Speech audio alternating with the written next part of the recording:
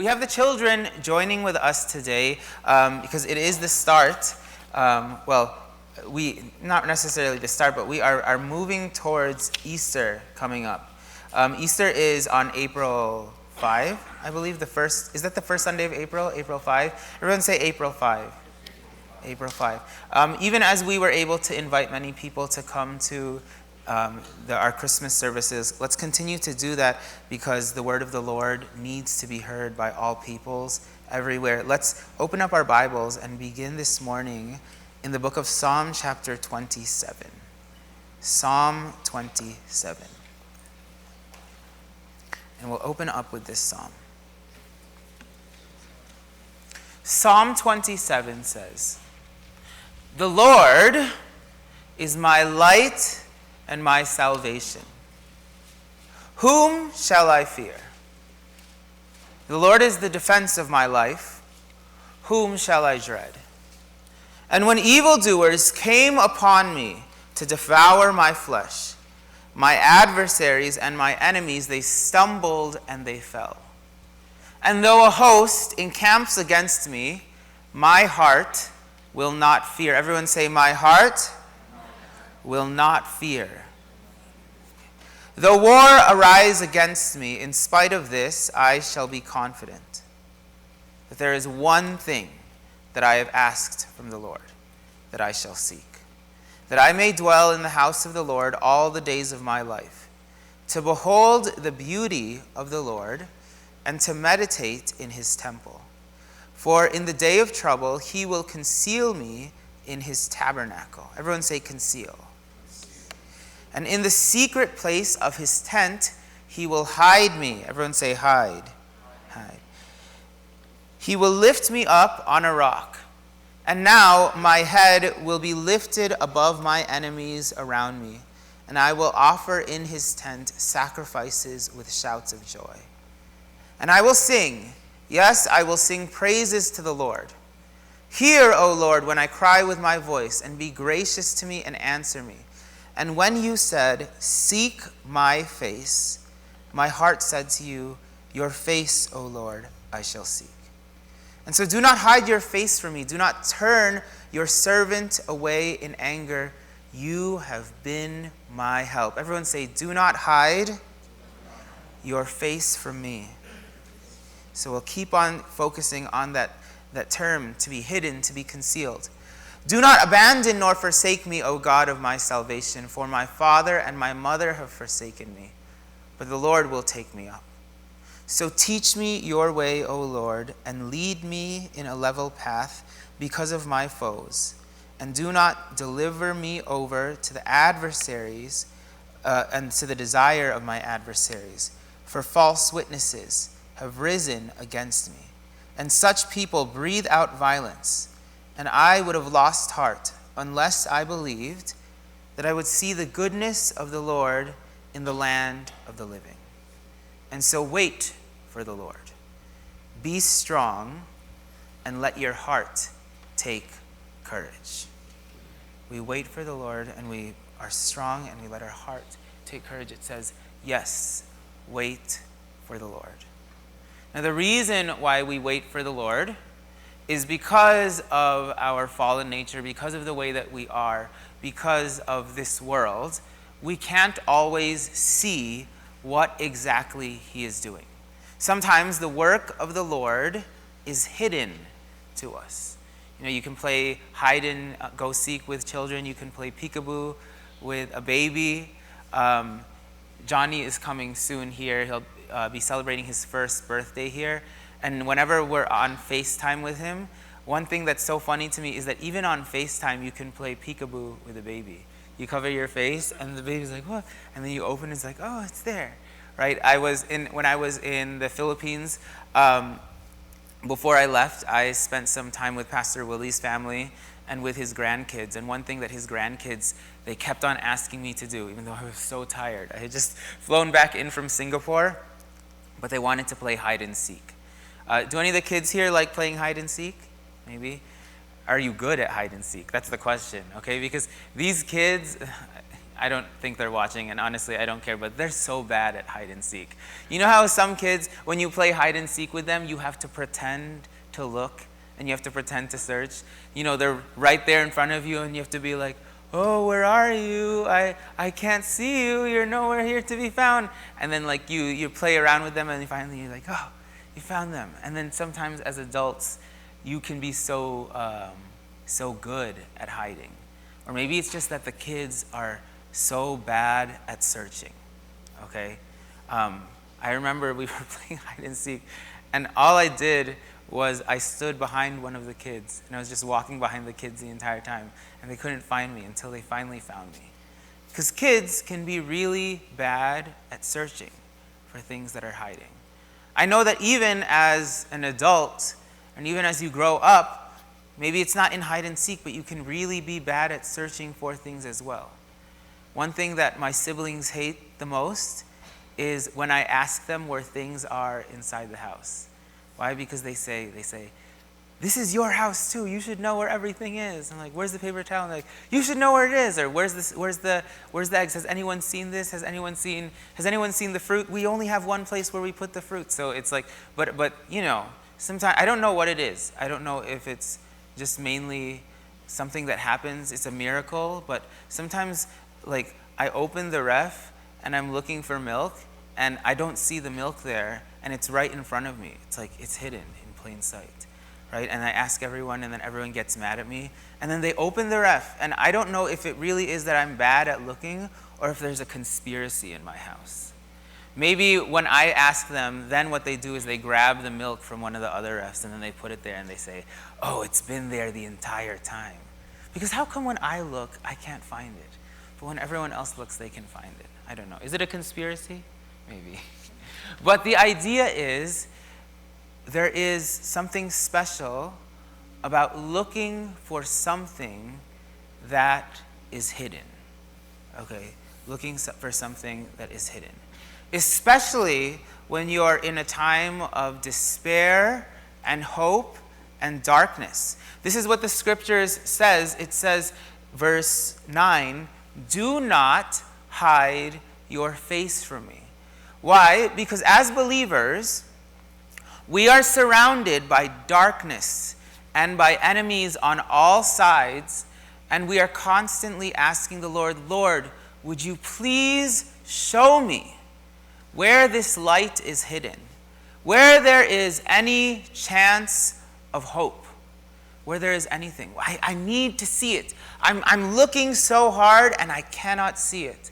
Sometimes we feel this even spiritually when we open up the scriptures, because the Lord speaks to us through the scriptures. It's what the book of Luke says, that were our hearts not burning within us when he was explaining the scriptures along the way. And we open up the scriptures, and sometimes we open it up and we just cannot seem to understand what's there. And we can't find the Lord there because something has been hidden. Something in our lives, the darkness in our hearts, it is hiding what is already there. And so we ask the Lord, Lord, do not hide your face from me. I need to see the light. I need to see it. I need to see it. If I cannot see the light, I won't know which way to go. I won't know. When I open up the scriptures, when I listen to the sermons, when I'm there, how come the preacher is not just telling me, I don't know if you would want this, because sometimes we come to church because we want to feel conviction about something. We want to have clarity on something. How come instead what happens is we all gather here together and we all listen to one preacher speak and tell us things and open up the scriptures? When maybe it might be easier for me or whoever's preaching to just go up to you individually and say, hey, this is what you need to do in your life. Hey, this is what you need to do in your life. This is what you need to do. Because then it would be apparent. But then would we always listen? No, but also sometimes someone tells us these things right in front of us and we still ask the Lord, Lord, I need to know what is hidden. All right, pop quiz. I've been giving so many quizzes, verbal quizzes in the Philippines in the class. When do we find the act of hiding in the scriptures? Hiding. When's the first act of hiding? The book of Genesis. Okay. Who is hiding in the book of Genesis? Adam and Eve. We have Adam and Eve. They are hiding from the Lord after they have fallen, right? They cannot see. They do not want the Lord to see them because they have done something wrong. So actually, here in the Psalms it says, "Do not hide your face from me." But when it comes to things being hidden, in the history of the human race, in the history of all time, the first ones to initiate the concealing, to initiate the hiding, to initiate the misunderstanding, it is not God, but it is mankind. We have to understand this, that the reason we cannot seem to understand where there is hope or where there is light in the midst of darkness, it is not because of God, it's not because God does not want us to have hope, it's because our own sin and the things that we do wrong, they cause us not to be able to see. They cause us to even want to hide from God. How many children here have ever been in trouble with your parents before? Okay, I guess none of them, maybe some of them. And when you're in trouble with your parents, maybe you got in trouble at school and they called home or something happened, or you hit your brother or you hit your sister and your sibling said, "Ouch," and they started crying and you hear your parents coming, what do you start to do? You start to hide. You start to try to conceal yourself. And then even if you're all gathered together around the table for dinner, do you ever notice that children, sometimes if they're in trouble, what will they not do? They will eat their food, but then they won't look at their parents' faces, right? Why is that? You know what? If your parents are with you right now, why don't you look at their face and smile? Come on, don't hide your face from them. Show them that you're not afraid of them. You can look at your parents' face and see the joy that's on their face, the smile that's there. But when you begin to realize what you've done wrong, many times we hide because we do not want to face the consequences. We do not want to face the truth. Okay? Have any of you ever asked someone, "Do I look good? Does my hair look fine? Do I look fat? Does this shirt look ugly? Is there some?" One person, at least if you're my sister's sibling, my sister will be very honest about what. So sometimes it's like, do I ask my sister if this looks fine or not? Do I ask my sister? Or my siblings will be very honest about the sounds that my mouth makes when I'm chewing. So yesterday, Joel and I, while we were eating dinner, Joel's like, "Deco, you need to have good form." And we were practicing me chewing very slowly. Because, my head, I have a really, really big head. I don't know if this is just an excuse, but my high school band teacher once told me, like, "John, you have a really big head. And because you have a big head, when you make sounds, it's going to resonate through your skull. And it's going to just be really, really big." And, because of my big head, I rarely find hats that fit my head. And I remember I found a hat in Singapore, and I was like, "Oh, it fits, and it can fit through my skull." But because of that, I was practicing with Joel how I can conceal the sound of me chewing because it resonates through my head. And I was trying to conceal them. So it's like, okay, if I do this, it's going to take me forever to eat every single time. Maybe I just shouldn't eat cereal anymore. But there's this idea that when we're ashamed of something, we want to hide it. We want to hide it. And because we're hiding, we don't just end up hiding ourselves. We think we're only concealing ourselves, but then we are also hiding others, and we won't truly begin to understand others as well. Because we don't want them to see us, and so they will not see us, and we will not see them. So in the history of the human race, in the history of our relationship with God, the more and more we sin, the more and more things become hidden. But what is something that the Lord tells us in the scriptures is that the things that are hidden in darkness will be brought to light. The things that are within us, the things that we try to keep down, our shame, all of these things, eventually they will be exposed, and the Lord will judge us, and the Lord will speak these things. But because of our fear, because of our shame, we think that we can be the ones to hide. Okay, that we can be the ones to hide. Now, again, because of this, because we get so used to hiding things that are wrong, just like Adam and Eve did, it becomes a pattern of our behavior. So much so that we don't even just begin to hide things that are wrong, we also begin to hide even things that are good, right? Have you ever noticed that there's something weird that happens, that if you ask a child what is their favorite color, right, they'll say it. But then sometimes in front of other people you ask them, oh, what's your favorite color? What TV show do you like to watch? What's your favorite food? And maybe their favorite food can be something as simple as French fries. But you ever notice that some kids, they get embarrassed? Like, I don't want to say. I don't want anyone to know that I like French fries. Everyone likes French fries. I love French fries. What was I talking about? Hold on, wait. Oh, okay, the hidden. Okay, so they start to conceal things that even are not even wrong. They're good things. But why? It's because we've already established this pattern of hiding. And so even when it comes to the good things in our life, we also hide it. I mean, we do this, you receive good news about something happening in your life, and you start to hide it as well. Maybe one of the reasons why we hide it is because the definitions of good and evil have also been hidden to the world. And so even when we bring out good things, sometimes the world looks at us and acts as if we are crazy, as if it is something that is not good.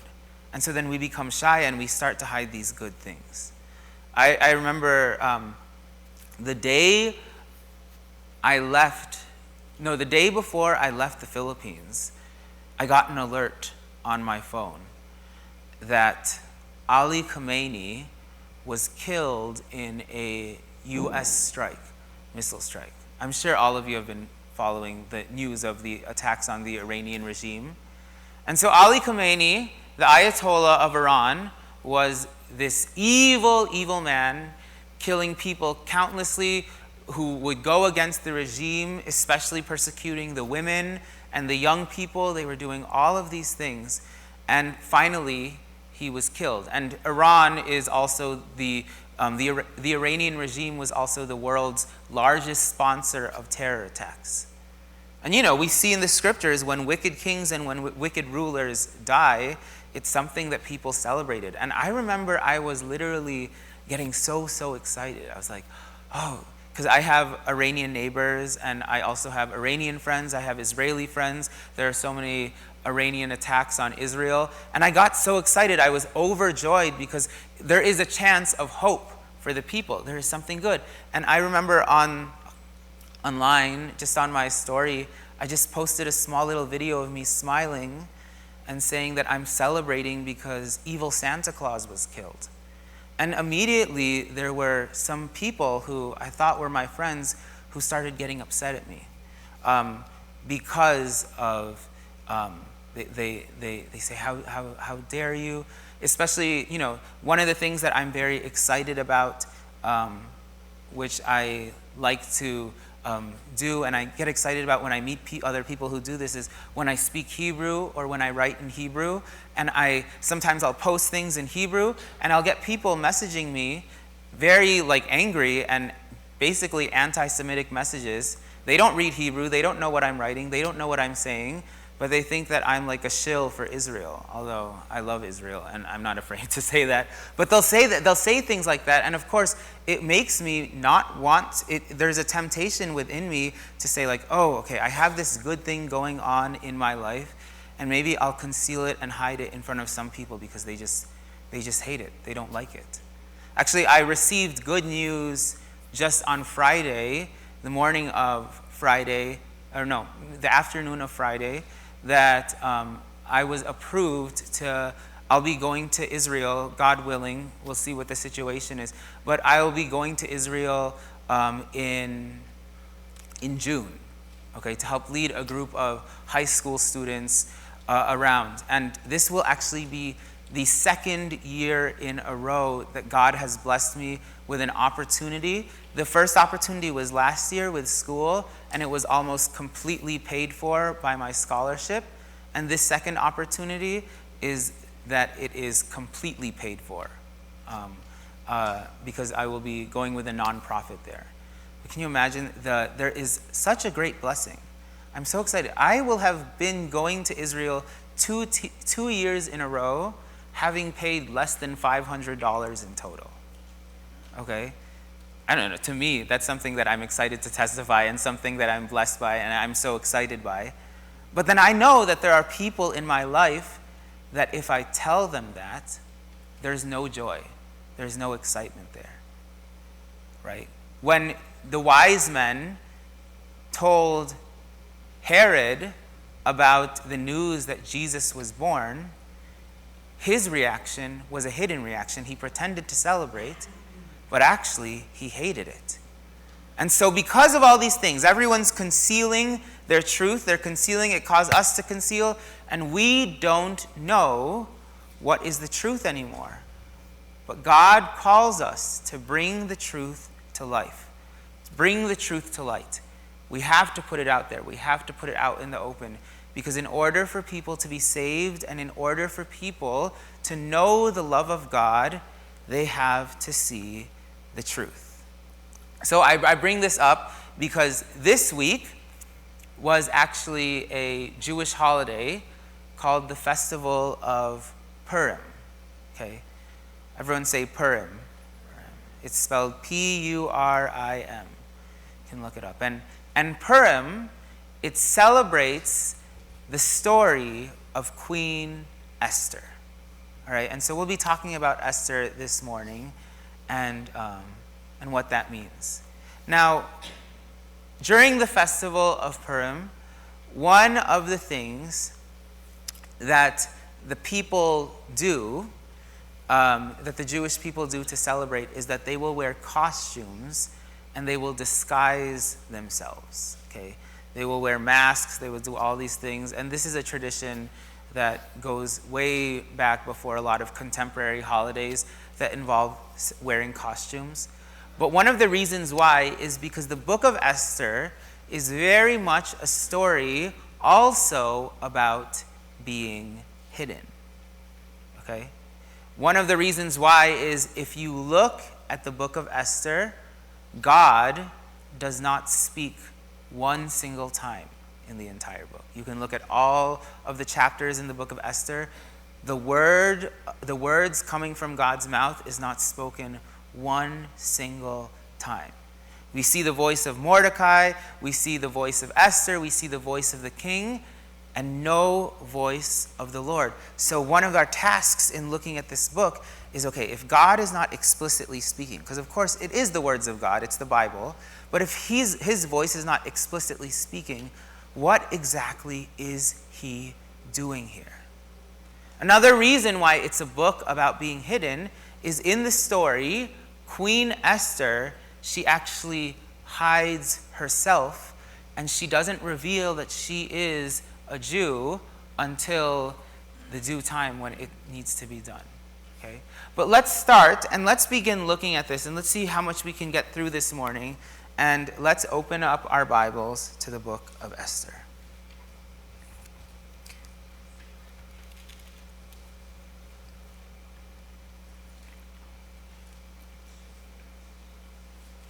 Esther chapter 1, starting on verse 1.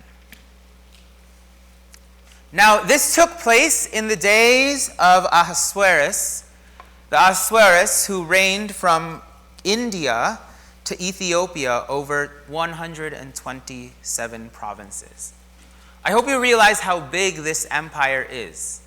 Okay, if you can picture a map in your mind, India all the way in the east, in Asia, you guys know where India is, all the way to Ethiopia in Africa, all of the Mediterranean. It's this huge empire of Persia covering this huge span of land with so many riches. So when you see something as big as this, where is the light in it? Where is the good things?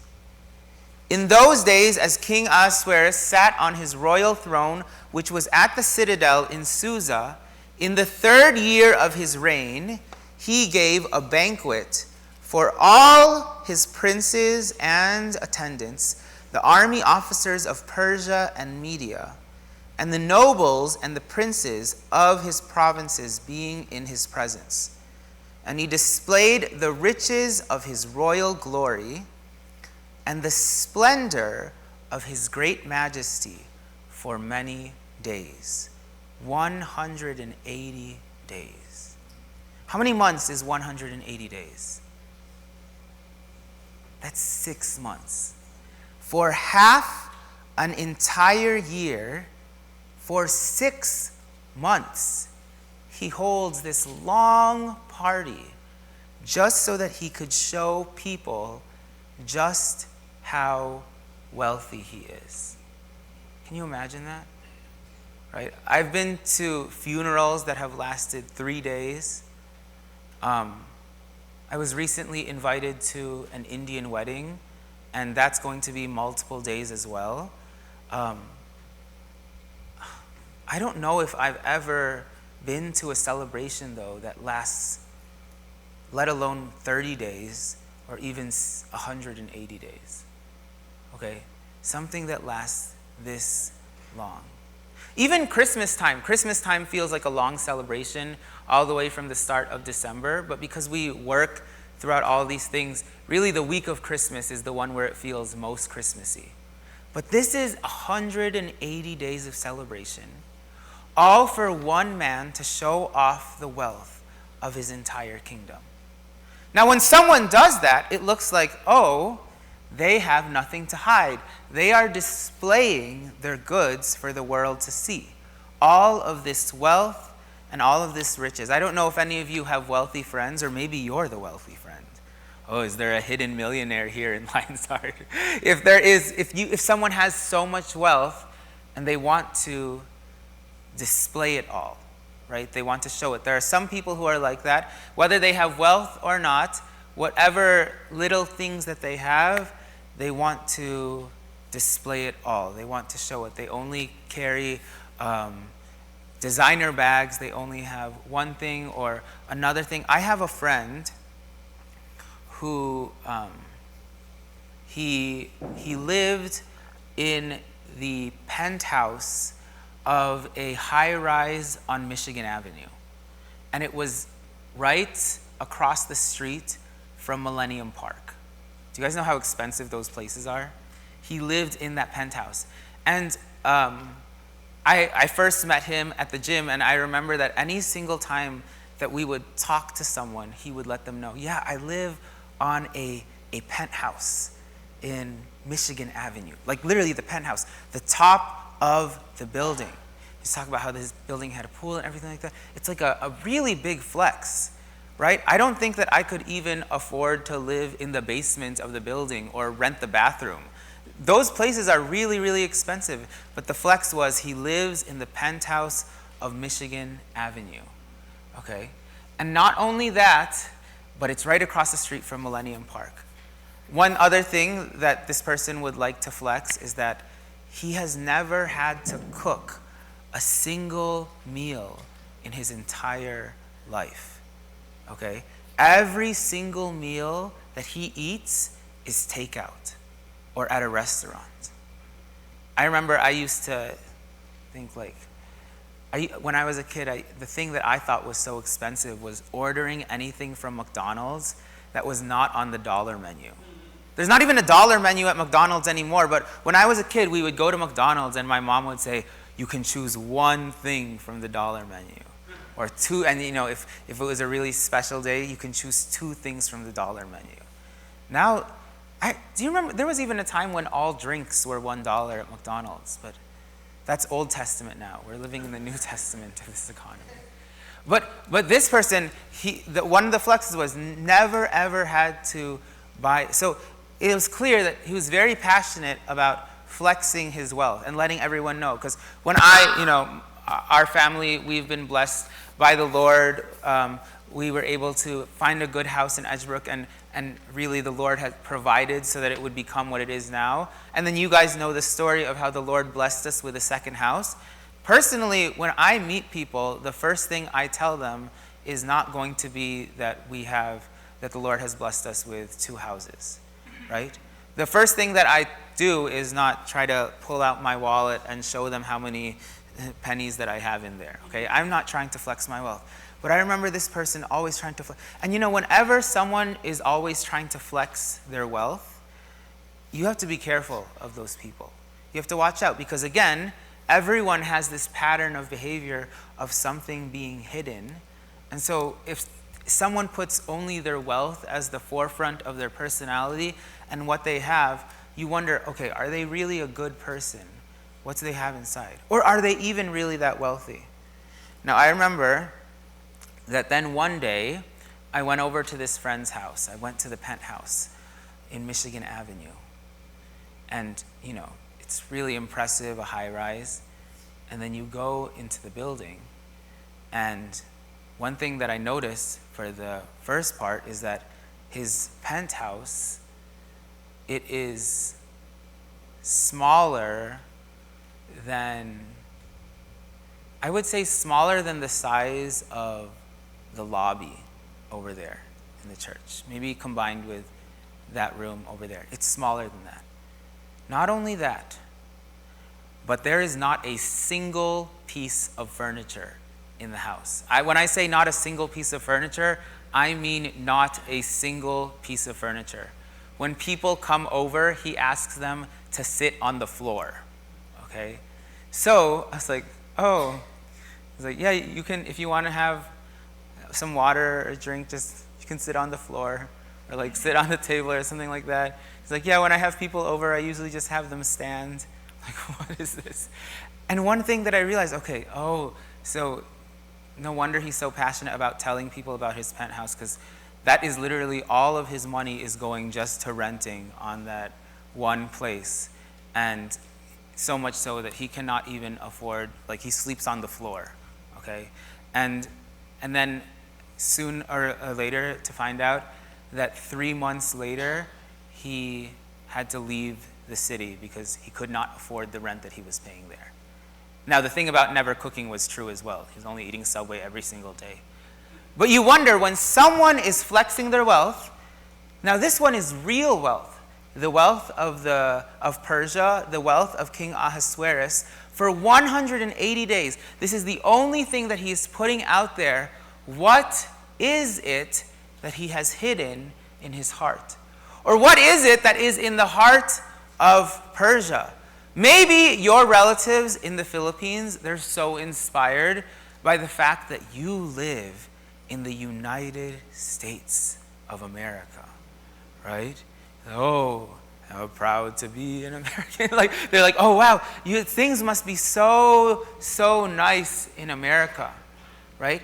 But then you know how hard life can actually be here. Not just in terms of economically, but you know that in terms of the values that you want to raise your children with, the values that you want to live, it is even more challenging here than in a lot of different places, right? So sure, maybe we have so many outlet malls here and our shoes can be branded and we can upgrade to the newest iPhone for free and get a contract with different wireless carriers. You can do all of these different things, but then we know that the struggle here to keep people within the faith is very, very difficult. I know some people, they'll flex what school they're going to. Oh, this person's going to Harvard. This person's going to Northwestern. This person's going to U Chicago. This person's going to wherever. Or even amongst the schools, this person's going to high schools like Jones or Northside or Whitney Young. You can flex all of those things. But as someone who went to Jones, as someone who's experienced different things, who has friends in other schools, you know that when you go to these places, it becomes even more difficult to be a witness and to stand firm. And we see this here, and truly what happens is that while he is here, while he is showing off his wealth, we begin to see the values of this kingdom. It says here, verse 5, so when these days were completed, when he finished showing off his wealth for 180 days, the king gave a banquet lasting 7 days for all the people who were present at the citadel in Susa, from the greatest to the least. Everyone say greatest to the least. So there's this appearance, this idea, oh, he cares about everyone, greatest to least. But let's really look closer. Again, this book's all about finding out what is hidden. In the court of the garden of the king's palace, there were hangings of fine white and violet linen, held by cords of fine purple linen on silver rings and marble columns, and couches of gold. Do any of you have a couch of gold? I remember during the campaign, one of the things people kept on bringing up was that Donald Trump had a toilet made of gold. I don't know if it's true or not, but I don't know if I would want to sit on a toilet made of gold. But couches of gold. And silver on a mosaic pavement of porphyry, marble, and mother of pearl, and precious stones.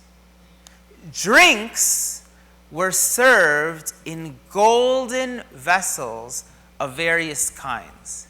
Now, in the temple back in Israel, the people who would drink from the golden vessels were those who were in the temple, because the vessels were made of gold there, because they believed that God was in that place and they honored him with those golden vessels.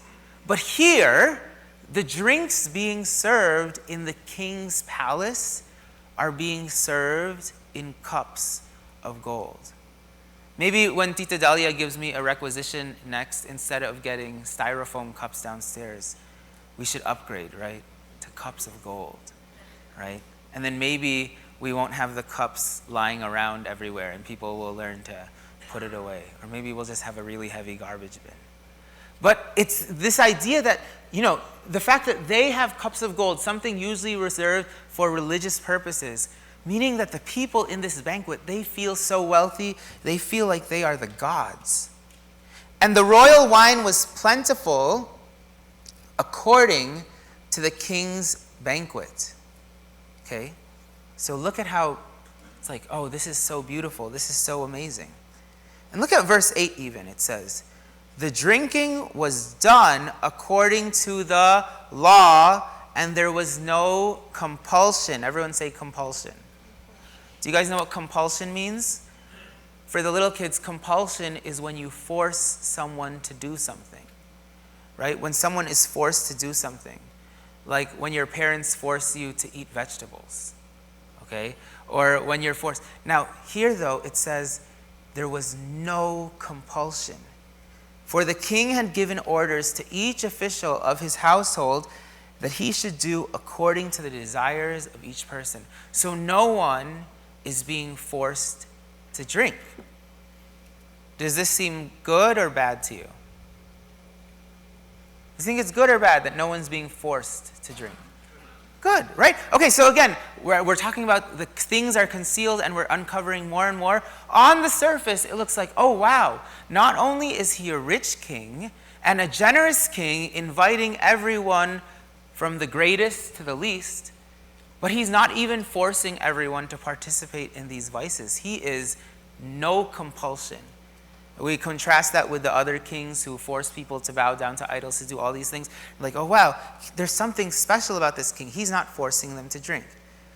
And then verse 9, it says, Queen Vashti also gave a banquet for the women in the palace which belonged to King Ahasuerus.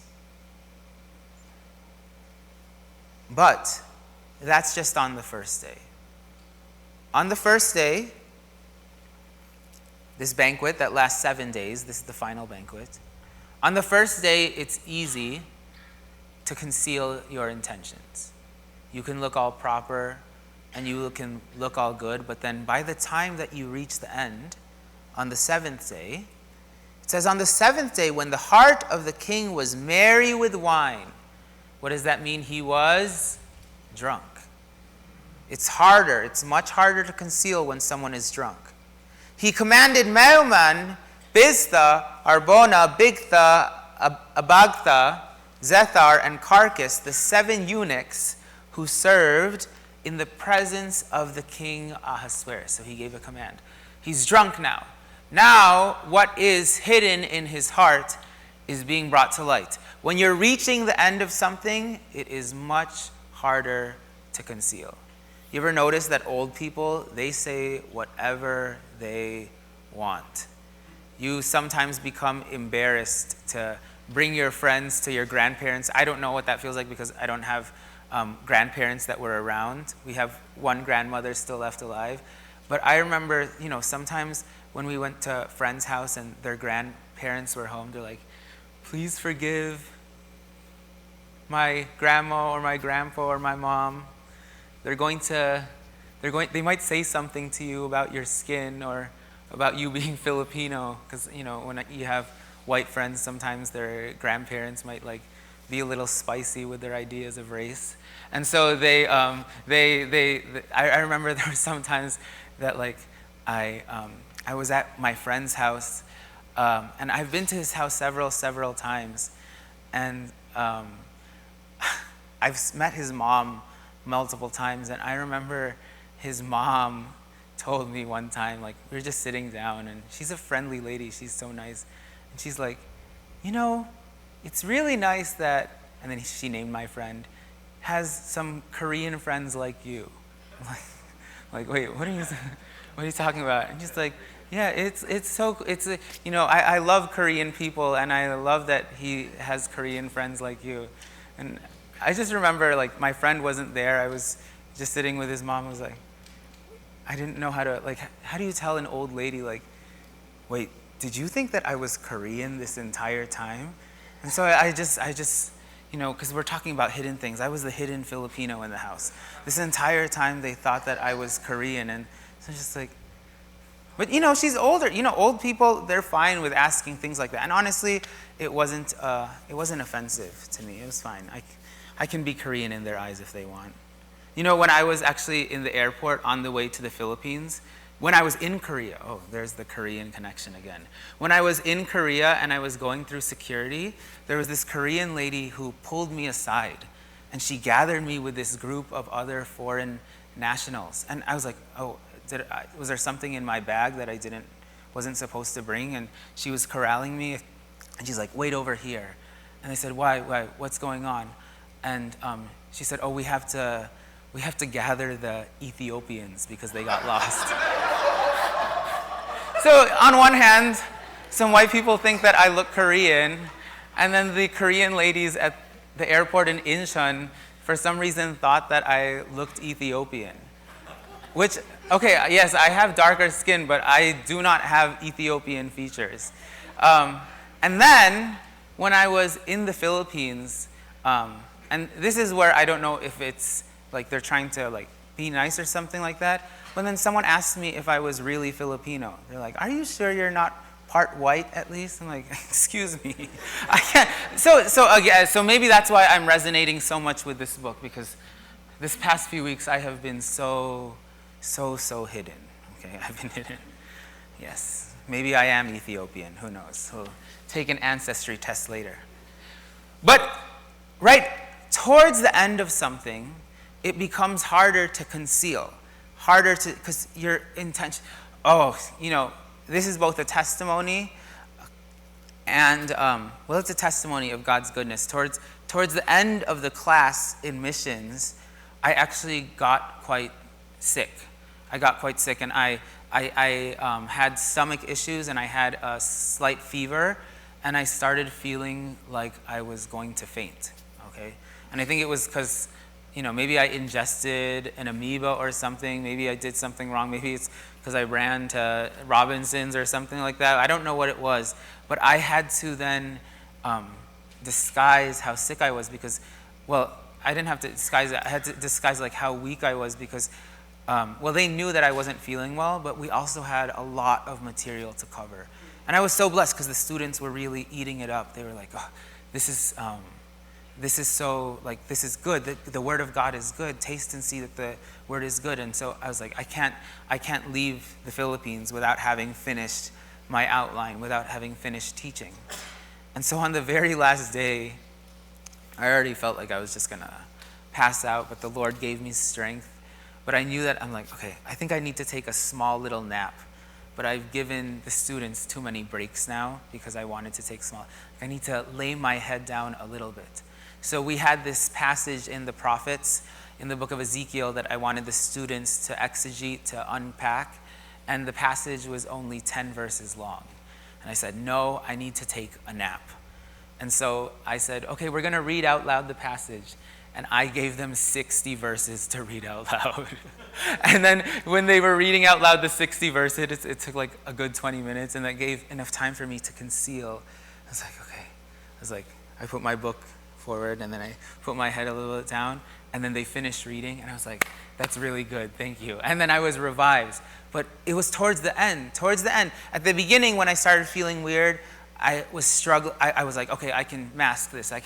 But then at the end, again, as you get more tired, as the walls come down, it's harder to conceal when there is a problem. And so we're at the 7th day of the festival of King Ahasuerus. And at the beginning, he was not drunk, but now he's drunk. And after we have seen all the wealth of the kingdom, we are going to begin to then see what the values of the kingdom are. And it says here that he gave a command to bring Queen Vashti before the king with her royal crown in order to display her beauty to the people and the princes, for she was beautiful. But Queen Vashti refused to come at the king's command, delivered by the eunuchs. And then the king became very angry, and his wrath burned within him. Okay? So the king asks his wife, the queen, to go and show off her beauty to all of the men and the visitors that are there. Now, this is not some, oh, can you just go and show your face and put some makeup on and show how beautiful you are? Smile for everyone, honey. Show them that you love being my wife. No, when we talk about in the ancient world, when kings would bring out their wives to show off the beauty, especially during festivals like this, especially in a culture in which the king had many wives, and then he has his chief wife, Queen Vashti, he was asking her to go in front of the men and basically be naked. Some scholars, when they even look at this, and we look at other accounts of what happened in ancient empires, sometimes they would even have the queen dance before the people, put to shame, naked, showing off her sensuality, just so that the king can show off to the people, look, I have so much wealth, I have so much power, and I have the most beautiful woman, the most beautiful women in all the realm. It's all mine. And he told Vashti, come here and show yourself off to the people. Now, what did Queen Vashti say, as we saw in the verse? She said, no. Now, no is a very powerful thing. Okay, no one here has an obligation to do sexual favors or anything like that, as the queen was being asked to do by the king. But look at the difference in values. What did it say about the king and his relationship to the princes and the men when he was drinking? They were not under any compulsion, meaning no one was forced to do any of these things that they didn't want to do. They were just presented with these temptations and said, go ahead, partake. And they're like, oh, that was a good thing. Compulsion. And it even says, from the greatest to the least, everyone was invited. But one of the ways that you can actually evaluate and this is just like a general thing in terms of societies, in terms of people, one of the ways that you can evaluate how people truly treat other people is you look out for how they treat women. Okay? It's true. Biblically speaking, we see this in the command for the husband to love his wife, even knowing that even physically she is a weaker vessel. You look out at different societies and look at the different ways that they treat women, and that will tell you about what is at their heart, what is hidden in their heart. Because to the men, everyone is like, wow, this king is so great. He is letting us do whatever we want, and we're not under any compulsion, and we're receiving this great feast, and we're receiving all of these things. But then when it comes to his very wife, and remember, if he would treat his wife this way, imagine how he would treat other women. And so when it comes to his wife, she's saying no. What does he experience? It doesn't just say anger. It says he became very angry, and his wrath burned within him. Okay? You know, the story of Queen Esther is a story about a heroine, a story about a woman who does these amazing things. I'm telling you, when you notice people who are against the move of God, people who might seem good at first, but then under the surface, there's actually something very seriously wrong going on. And I'm really not just talking about the king, because we see the king change even towards the end of the book. I'm talking about the people, the world, the way that the world treats. One of the ways that you can know if people are really on the side of the Lord is you look at the way that they treat women. I'll tell you this, a lot of people were surprised when certain Christian right-wing figures all of a sudden started being very much against Israel, right? Because as biblical Christians, we can look at the scriptures and see how much God cares for Israel and cares for the Jews. He has brought forth the Messiah from them. He will redeem them, and he loves them, and he is calling us as Gentiles to love them as well. We see that so clearly. And within the conservative movement, within the Republican movement, a lot of people were like, oh, it's so great that we have all of these Christian personalities and these media figures rising up, and people would celebrate people like Candace Owens or Tucker Carlson and all of these different people who claim to love Jesus. Even Kanye West. Remember when Kanye West said that he's a Christian, and then he released an album, and then it went to the top of the gospel charts, and everyone is celebrating, saying, wow, these are real people on fire for the Lord. And then only for now for these people to completely turn around, and then we see their true colors. We see what is going on in their hearts. And the way that we've seen it is through this apparent face of evil and hatred towards the Jewish people, towards the land of Israel. But I wasn't surprised when these things happened, because one of the red flags that I saw in a lot of these commentators and a lot of these people, even before they revealed that they hated God's people, they revealed in their diction, in the way that they talked, how much they despised women, how much they looked down on women, on the way that a woman should be. Now, make no mistake, the scriptures makes it very clear that within the household structure, there is the man, the husband, and the wife submits to her, and we see this structure there in place in leadership. But the way that these people talk, they just hate women. Whenever there is, you watch out for people who, there is cases I've seen in adultery and even rape where people will blame the husband commits adultery, and then the people will blame his wife for not satisfying his needs, and that's why he committed adultery. Or place in terms of when a woman has been assaulted, or she has been made to be a prostitute or something like that, and they say, oh, it's because of the way that she dressed up that she was raped, something like that. You see these values they give us a clue into the hearts of different societies and different people. I'll tell you the two biggest factions in the U.S. that hate Israel. What would you say those two are, politically speaking?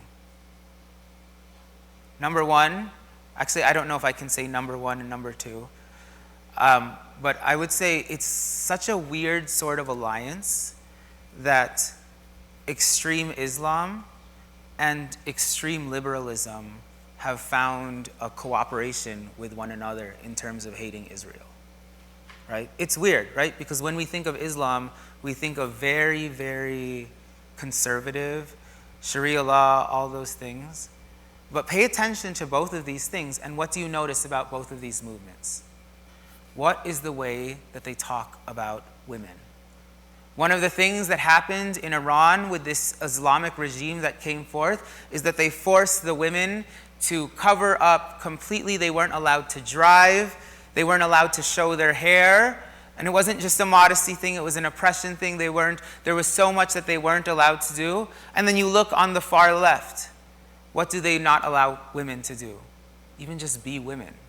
They're not even able to define the definition of a woman anymore. How can you appreciate what a woman is if you are not even able to define, right? Oh, if a man goes and says that he's a woman, then it makes that person a woman in their eyes. So you see, already there, in both sides, there is this fundamental hatred and misunderstanding of women. And then the next level that came up was another fundamental hatred and disdain for God's people, for the Jews. So we don't just jump on bandwagons because someone seems to be on our side. We look at the language of what they speak. Remember, when we're talking about hidden, when was something first revealed? Now, the word hidden wasn't necessarily used, but when was something first revealed in the scripture? That something we didn't realize was there, and then God revealed it, and it was once hidden. It's in the book of Genesis. I'll give you that, because that's usually the answer to all my questions. What is it? What is it? When was something revealed? Okay. If you remember, Adam was created alone, and he was just there by himself, and God said, "It is not good for man to be alone." And so he put him to sleep. And then what happened next? It turns out the answer to Adam being alone was actually in him this entire time. The Lord removed a rib from Adam, this hidden thing that was inside of him, and the Lord formed into a woman. He formed a woman. Now the story is very much quite the same with the people of Israel. You have this huge empire of Egypt and this hidden people within it, the slaves, and no one thinks anything of them until the Lord, by his great and powerful right hand, removes the people of Israel from Egypt and forms them into a royal priesthood, a holy nation, a special possession. And this parallelism is even more clear when you see that what happens before the woman is revealed and Adam is there. What happens there? What happened to Adam? He went into a deep sleep. And what was the thing that preceded the Israelites coming out of Egypt? What was the very last thing that happened?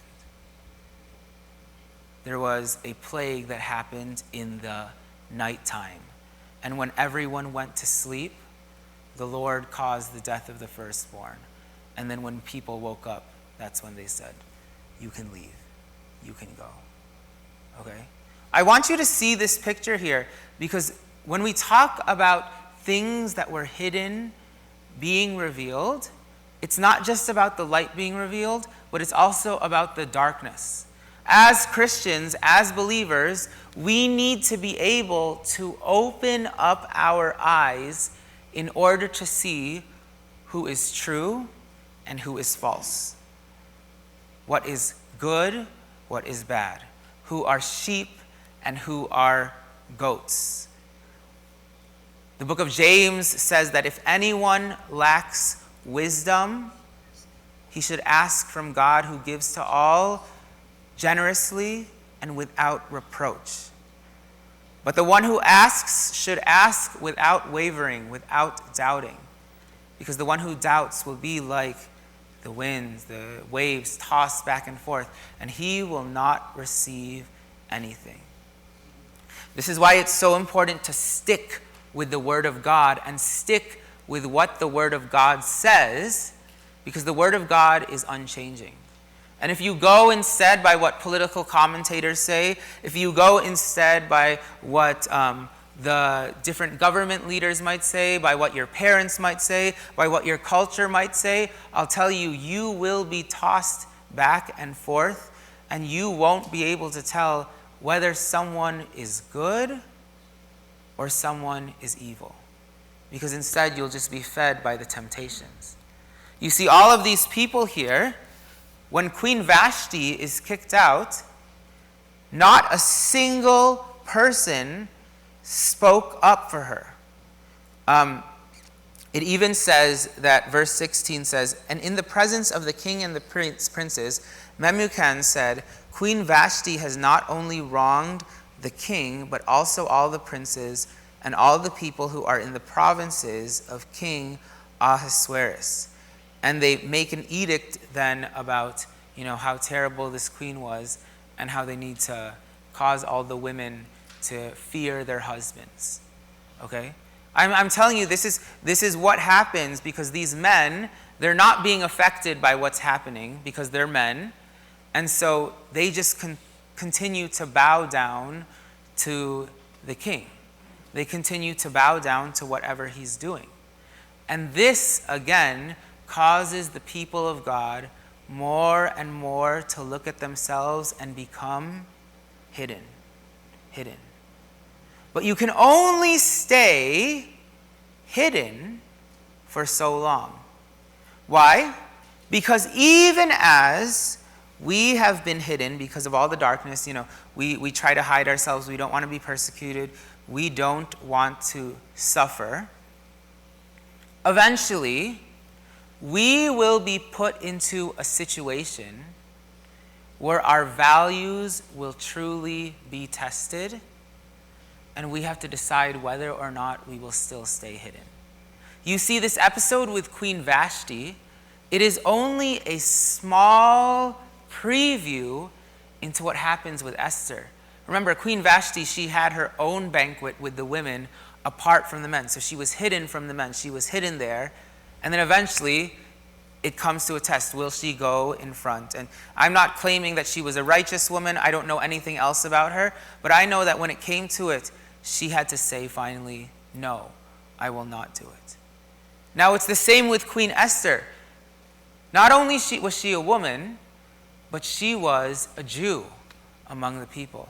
And remember, the people of all the empires, they hated the Jews because the Jews, they obeyed the laws of God.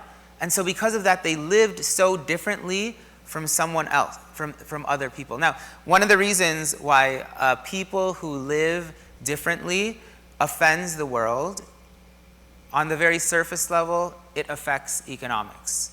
Okay, we see this in the book of Acts when Paul was in Ephesus and he preached the gospel in Ephesus.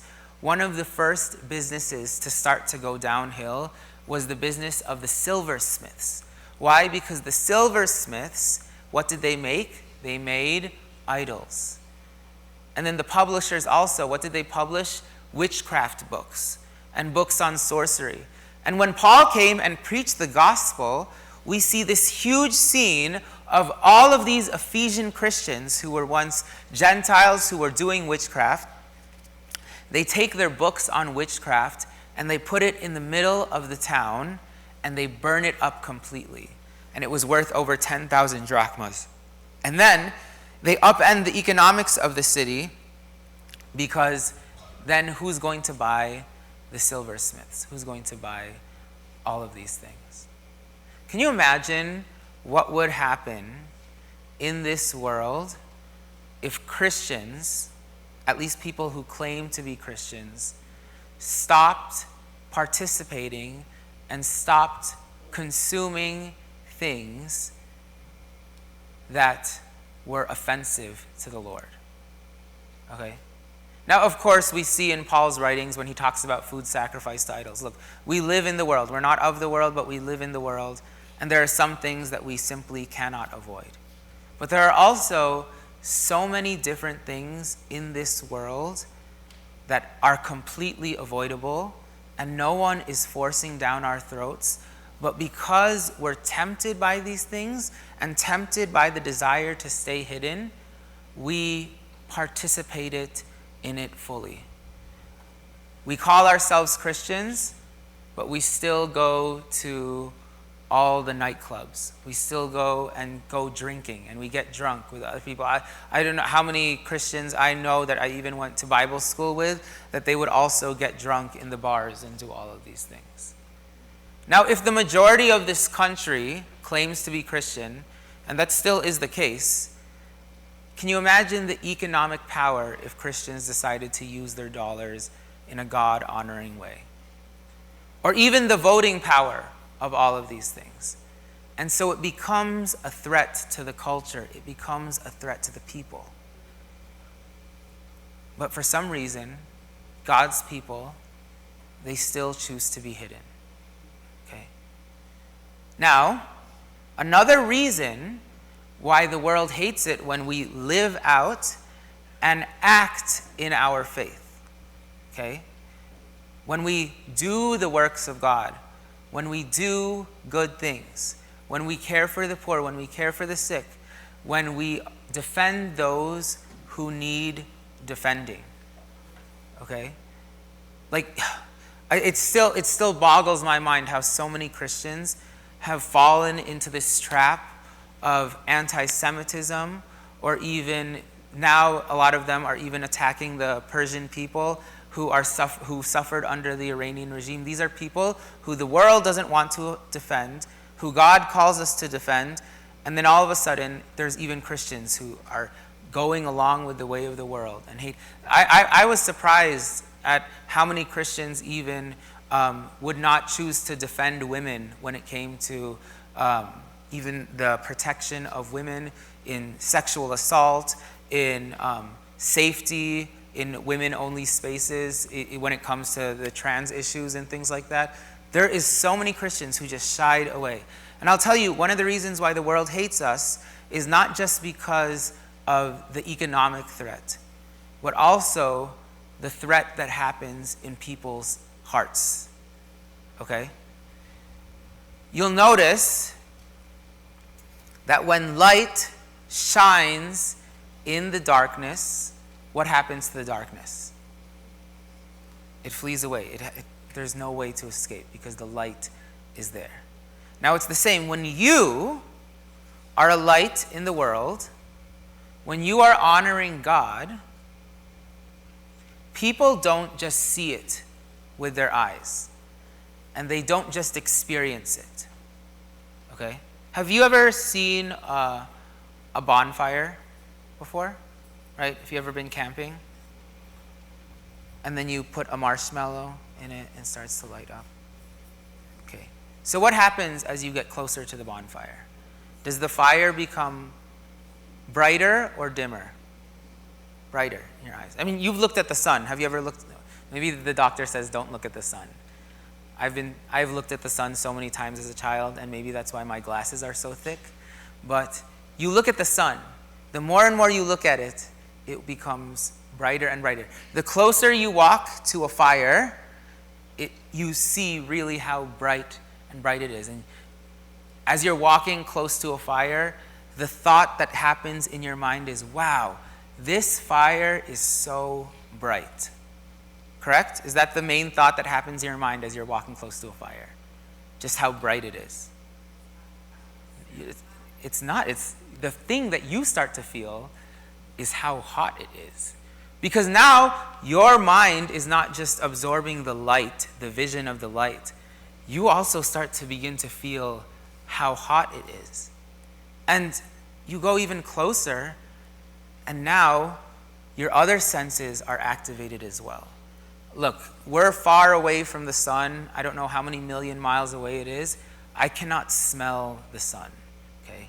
But have you ever been so close to a fire that you start to smell the fire, right? You get so close to something, and not only do you see it, not only do you hear the sound of fire. I can't hear the sun. I don't know what sound it's making, but I've been close to a fire, and you start to hear the crackling sounds. You start to feel the heat. You start to smell it. Your entire body becomes awakened to what is happening there. It's like when you get close to really good food, right?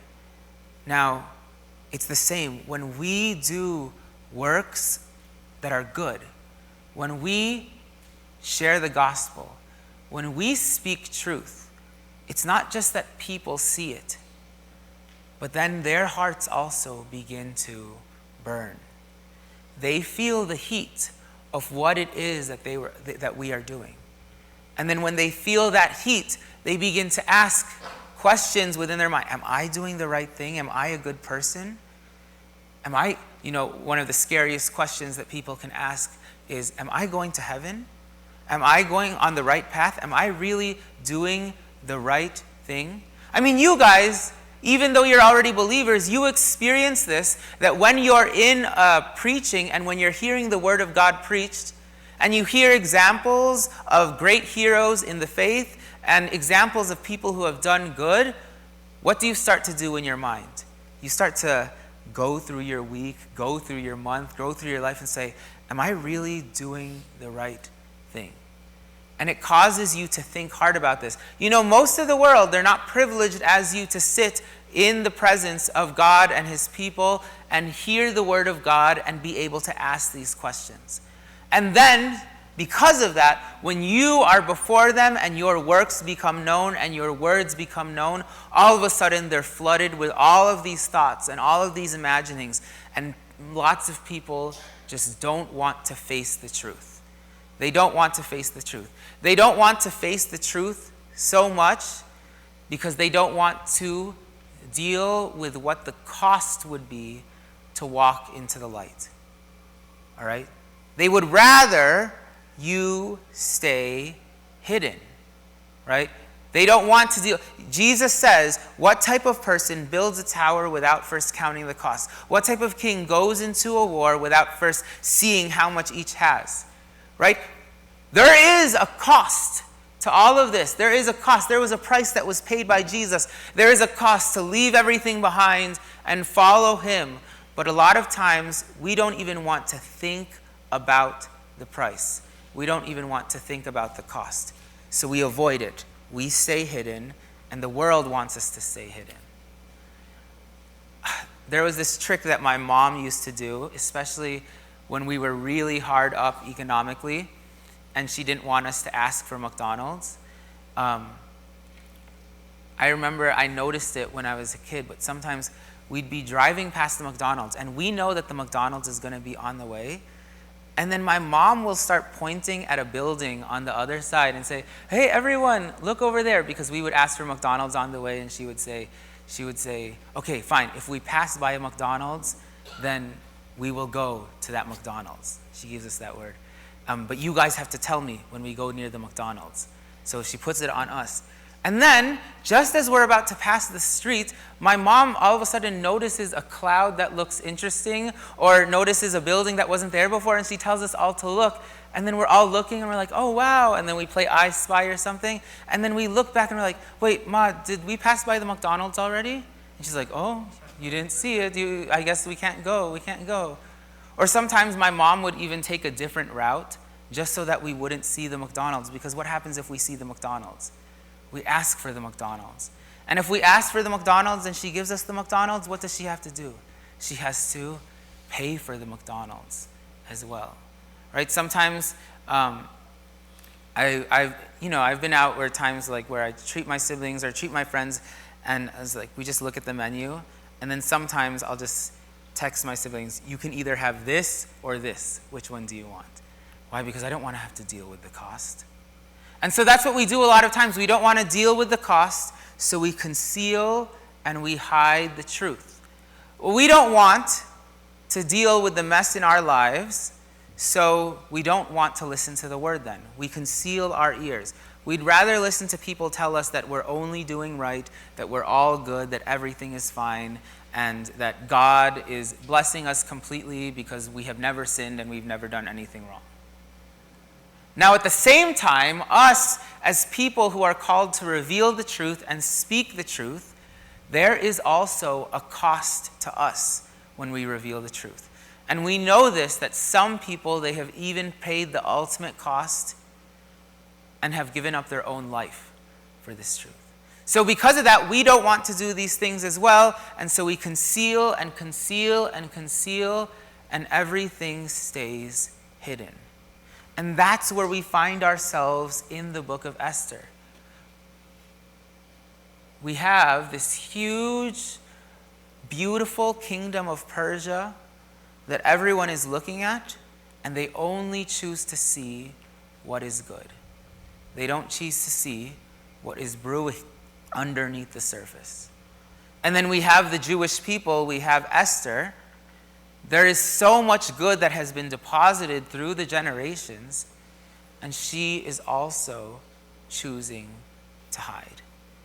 If we go back to Psalm chapter 27, what does the psalmist ask the Lord? Lord, do not hide your face from me. Look, that's truly a prayer that we ask the Lord. Lord, don't hide your face from me. I want to be able to look directly at the face of the Lord. I want to know that my Father loves me. I want to know that he sent his Son for me. How many of you have ever prayed that to the Lord and say, Lord, please show yourself. I don't see you in this situation. Please show yourself. I need your help, Lord. Please reveal yourself. Do not let it be hidden. Do not let the enemy's intentions be hidden. Let it all be revealed to me. Show yourself. Okay. Now, if that's a prayer that you've prayed, don't think that you're so unique in praying that prayer. We know that the psalmist is not unique in praying that prayer, and you also are not unique in asking the Lord to show himself.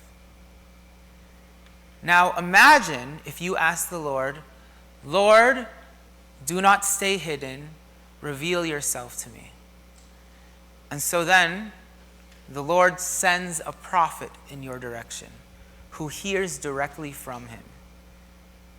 And the prophet takes one look at you and says, actually, I don't think this person's going to listen. I'm going to keep this for myself. And they hide and they go away.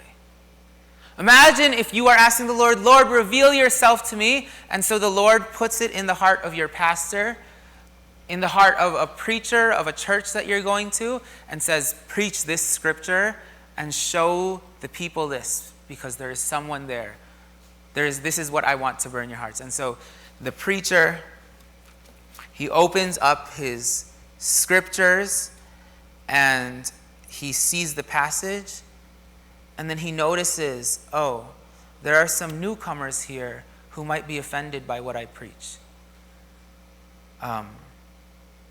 So then he closes up the scriptures and says, let's talk about prosperity. Let's talk about happiness. Let's talk about all these things. Now, you would be upset at that person because what do you say? Why are they concealing? Why are they concealing this beauty that the Lord has? Now, it's the same with the responsibility of you. Okay? You have that same responsibility. There are people in this world who need to see the light, who need to see the truth. And in the depths of their heart, they don't know if they're praying to what God, they don't know who they're praying to, but there is a prayer in their heart saying, God, show yourself, reveal yourself. And God is sending you. And you are choosing to hide. Imagine if you pray to God, don't hide yourself from me, and then the very one that God reveals his word to hides themselves from you. How evil and how terrible would that be? But for so many reasons, we choose to hide ourselves. we choose to hide God's answer to the prayers of the people. And this is where we find ourselves in the book of Esther. God's people are in a place whose intentions are there, but they're also hidden. And so it causes them to fear. And so God's people also then hides themselves. And so they don't know what to do. But the time of hiding, it's over. We need to be able to go out there and show the people the love of God. And not only is the time of hiding over, but also the time of 12:30 is over as well. So we're a little bit over time. It's 12:34. Why don't we all stand and let's ask the Lord for forgiveness. Did you learn something this morning?